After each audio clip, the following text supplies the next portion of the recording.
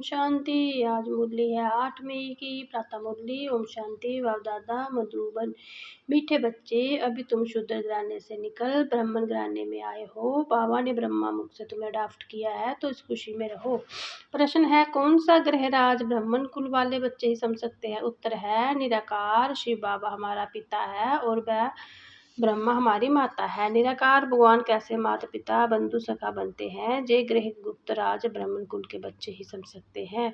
उसमें भी जो देवी कुल में ऊंच पद पाने वाले हैं वही जे राज यथार्थ रीति समझेंगे। ओम शांति। मीठे बच्चे बैठे हैं, समझ रहे हैं कि हमारा बाबा जातगात बाप दादा आया हुआ है। बाप तो इकट्ठा हो जाता है दादा के साथ तो कहेंगे बाप दादा आए हैं। वह टीचर भी है, बाप दादा के बिगड़ तो कुछ बता ना सके। बुद्धि चलनी चाहिए, क्योंकि जी नई बात है ना। अज्ञान काल में जाग करने के सिगल को कहेंगे हमारा गुरु फलानी जगह है, उनके शरीर का नाम जानते हैं। हमारा बाबा हमारी माँ फलानी जगह है, उनका नाम रूप सब कुछ है। मनुष्यों ने फिर शार्ट में लिख दिया है, मनुष्यों ने जो बनाया है उनमें कुछ ना कुछ रांग है। बल गायन है, तत्व माता पिता, तुम्हें माता पिता जे एक के लिए गाया जाता है, ब्रह्मा के लिए भी नहीं गाया जाता। उनका नाम रूप बुद्धि में नहीं आता है, ना कि विष्णु ना शंकर।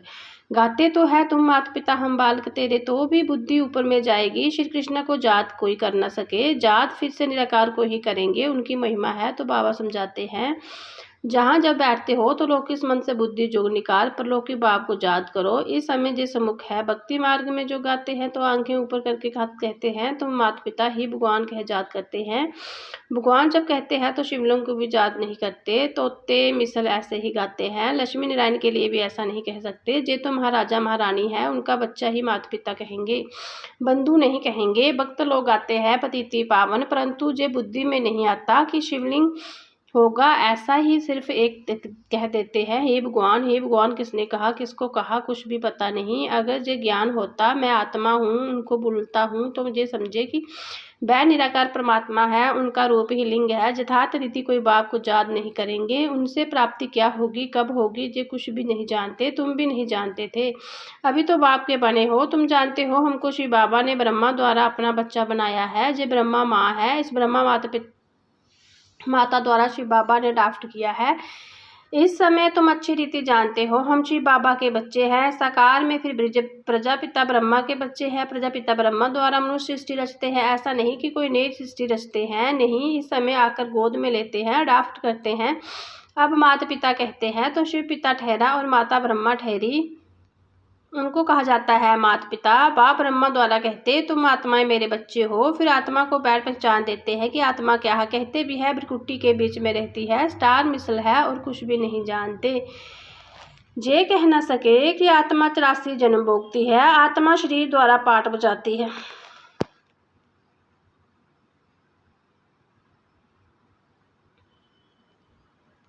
भिन्न भिन्न नाम रूप देश काल से आत्मा एक शीश होती है तो सारा परिवार ही बदल जाता है। कोई अडाप्ट करते हैं तो परिवार ही बदल जाता है। माता पिता जिसने जन्म लिया उनको भी जानते हैं, फिर जो अडाप्ट करते हैं उनके घर का बन जाते हैं। जहाँ तुम शूद्र घराने से निकल अब ब्राह्मण घराने में आए हो, ब्रह्मा तन से तुमको ड्राफ्ट किया, तुम तो ब्राह्मण कुल में आ गए। ये बातें शास्त्रों में नहीं लिखी जा सकती, ये समझा जा सकता है, लिखने में कोई समझते नहीं। अभी तुम बच्चे ही जानते हो हम परम पिता परमात्मा की संतान बने हैं। जे हो गई माँ, ब्रह्मा को प्रजापिता ही कहते हैं। इस द्वारा तुम बच्चों को ड्राफ्ट करता हूँ। जे कितनी गुप्त बातें हैं सिवाय इस मुख के कोई समझ ना सके। समझेंगे भी वह जो इस ब्राह्मण कुल में कहेंगे, देवी कुल में ऊंच पद पाने वाले होंगे। ने किसी की बुद्धि में ये बातें बैठेगी नहीं, ना बुद्धि में बैठेगा ना किसी को समझा सकेंगे। तुम्हारे में भी नंबर बार पुरुषार्थ अनुसार है, जिनकी बुद्धि में बैठता है गाया जाता है। तुम्हें माता पिता याद किया जाता है शिव बाबा को, फिर कहते हैं तुम माता पिता एक बाप, फिर माता पिता कैसे ये बातें और कोई समझ ना सके। जैसे शास्त्रों ने व्यास ने जे लिखा वह मनुष्यों के कंठ कर लिया, वैसे तुमको भी कहेंगे तुमको कोई ने बताया है, तुमने कंठ कर लिए दिया है। ने मनुष्य के लिए समझना बड़ा मुश्किल है, जहाँ रहने वाले भी कोई किसी को इतना भी समझा नहीं सकते। तुम आत्मा हो, तुम्हारा बाप परम पिता परमात्मा है। वह बेहद का बाप ही बेहद का वर्षा देते हैं। वर्षा दिया था, फिर पूर्ण जन्म लेते लेते 84 जन्म पूरे हुए। अब बाप फिर वर्षा देने आए हैं, ये किसी को समझना कितना सहज है। तुम माता पिता किसको कहते हो? विचार की बात है ना। ब्रह्मा द्वारा अडॉप्ट करते हैं, फिर माँ भी जरूर चाहिए। तो जो अन्य बच्ची होती है, ड्रामा प्लान अनुसार उनको जगदम्बा का टाइटल दिया जाता है। मेल को जगदम्बा नहीं कह सकते, उनको जगपिता कहेंगे। इनका प्रजापिता नाम मशहूर है। अच्छा, प्रजा माता कहाँ तो अडॉप्ट किया जाता है माता को? अधिदेव तो है, फिर अधिदेवी को मुकर किया जाता है। जगदम्बा तो एक ही है, उनकी ही महिमा है। जगदम्बा पर कितना मेला लगता है, परंतु उनके ऑक्यूपेशन की कोई नहीं जानते। कलकत्ते में काली का मंदिर है, बम्बे में भी जगदम्बा का मंदिर है, शक्ल अलग अलग है। जगदम्बा है कौन, जे कोई नहीं जानते। उनको भी भगवती कहते हैं। अब जगदम्बा को भगवती नहीं कह सकते, वह तो ब्रह्मणी है, ज्ञानेश्वरी है। उनका बाप से ज्ञान मिला है। तुम सब जगदम्बा के बच्चे हो, ज्ञान सुनकर फिर सुनाते हो। तुम्हारा धंधा ही जे हुआ। तुमको ईश्वर पढ़ाते हैं, कोई मनुष्य नहीं पढ़ाते हैं। जे ब्रह्मा भी तो मनुष्य है, मनुष्य कोई को भी पावन बना नहीं सकते। मनुष्य की बुद्धि इतनी डल हो गई है जो कुछ भी समझते नहीं है। पतिति पावन तो एक ही बाप है, वह आते ही है पतितियों को पावन बनाने। जे सारी दुनिया तमो प्रधान है, सब पतिति है। नई दुनिया पावन, पुरानी दुनिया पतिति। पुरानी दुनिया में है नरकवासी, नई दुनिया में है स्वर्गवासी। बुद्धि भी कहती है सतयुग में सिर्फ भारतवासी देवी देवता होंगे और कोई नहीं थे। अभी तुम बच्चों को जो ज्ञान मिला, नई दुनिया से पहले सूर्यवंशी देवता थे, फिर चंद्रवंशी हुए, तो सूर्यवंशी पास्ट हो गए। चंद्रवंशी के बाद फिर वैश्यवंशी आते हैं।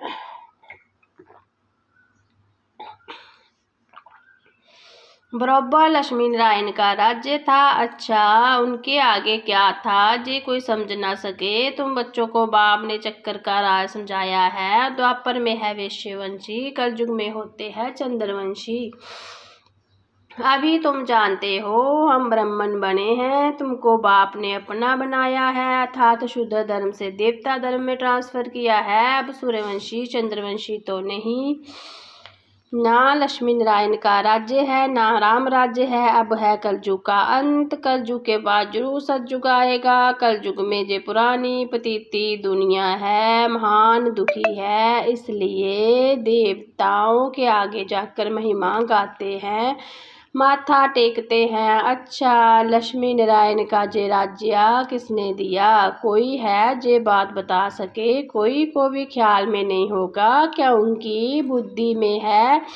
कलयुग अभी बच्चा है, 40,000 वर्ष पड़े हैं, इसलिए जे ख्याल आते ही नहीं। अभी तुमको जे ख्याल आता है। कई बच्चे कहते हमें याद नहीं क्यों नहीं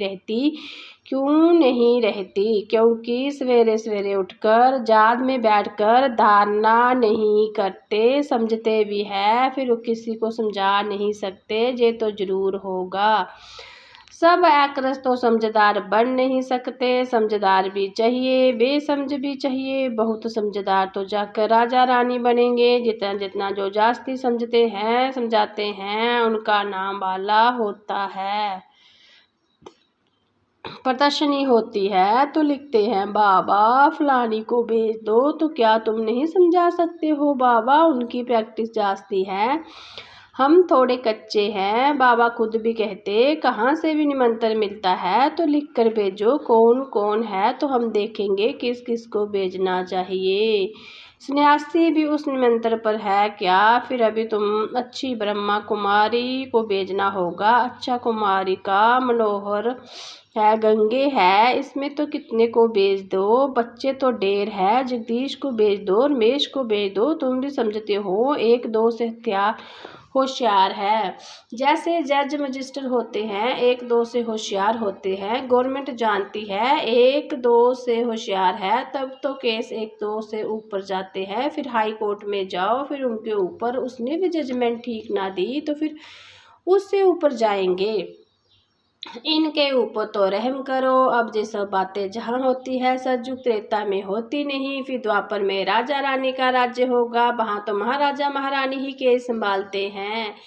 केस होंगे भी थोड़े, अभी तो तमो प्रधान प्रतीति है ना, तो बादशाह के पास केस जाएंगे तो थोड़ी सजा दे देते हैं, कड़ी बूढ़ होगी तो कड़ी सजा देंगे। जहाँ तो कितने जज वकील बैठे हैं, इतने कारोबार में फर्क है, सजू में क्या होता है जे किसी को पता नहीं। अब बाबा ने समझाया है, कोई से भी पूछो, इन लक्ष्मी नारायण को जानते हो, जैसे बिरला है बहुत मंदिर बनाते रहते हैं, तो कोई अच्छा बच्चा हो उनको चिट्ठी लिखे, तुम लक्ष्मी नारायण के मंदिर तो बहुत बनवाते हो, उनकी को ये राजधानी कैसे मिली, जबकि सतयुग में से पहले कलयुग था।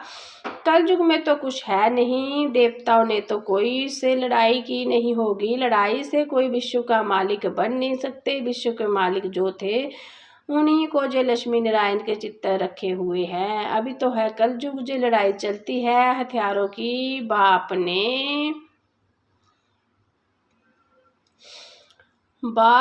ने समझाया है, क्रिश्चियन धर्म वाले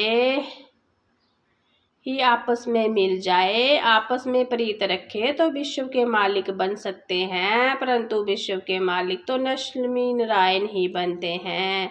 बुद्धि कहती है जे आपस में मिल जाए तो मालिक बन सकते हैं, परंतु सतयुग में किंग क्यों तो कोई बन ना सके, ड्रामा ही ऐसा बना हुआ है। अभी हम फिर से जोग बल से स्वर्ग का बरसा ले रहे हैं, तुम बता सकते हो। कल पहले भी संगन पर बाप से हद पाया है, 84 जन्म पूरे हुए, फिर से बरसा ले रहे हैं। अच्छा मीठे मीठे सिखल दे बच्चों प्रति, माता पिता बाप दादा का जाद प्यार। गुड मॉर्निंग रूहानी बाप के रूहानी बच्चों को नमस्ते। हम रूहानी बच्चों के रूहानी प्यारे बाबा को जाद प्यार, गुड मॉर्निंग, नमस्ते। धारणा के लिए मुख्य सार, सभी में धारणा करने और दूसरों को कराने के लिए सवेरे सवेरे उठकर बाप की याद में बैठना है। जो समझा है उसे दूसरों को समझाने की प्रैक्टिस करनी है।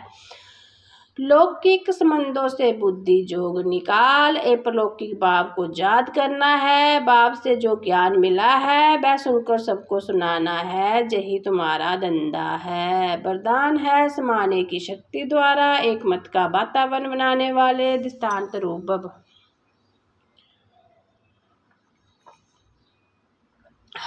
जो एक जैसे मन के हैं, एक ही लगन और एक रसिद्धि में स्थित, एक ही मत पर चलने वाले हैं।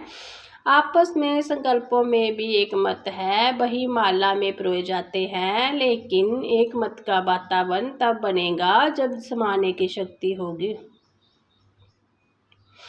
यदि कोई बात में भिन्नता हो जाती है तो उसे भिन्नता को समाओ, तब आपस में एकता से समीप आएंगे और सबको आगे दृष्टांत रूप बनेंगे। स्लोगन है, हर संकल्प वाणी और कर्म में रूहानी धारण करो तो सर्विस में रौनक आएगी। ये व्यक्ति इशारे है, सदा अचल अडोल एक स्थिति का अनुभव करो, कोई भी दर्दनाक सीन देखते हुए। नथिंग न्यू, जिन्हें जे नथिंग न्यू का पाठ पक्का है वह घबरा नहीं सकते। क्या हुआ, कैसे हुआ, जे हुआ, समाचार सुनते देखते भी ड्रामा की बनी हुई भाभी को शक्तिशाली बन देखते और औरों को भी शक्ति देते चलो। दुनिया वाले घबराते और आप एक स्थिति में रहे उन आत्माओं में शक्ति भरते, जो भी संपर्क में आए उस शक्ति को शांति का दान देते चलो। ओम शांति।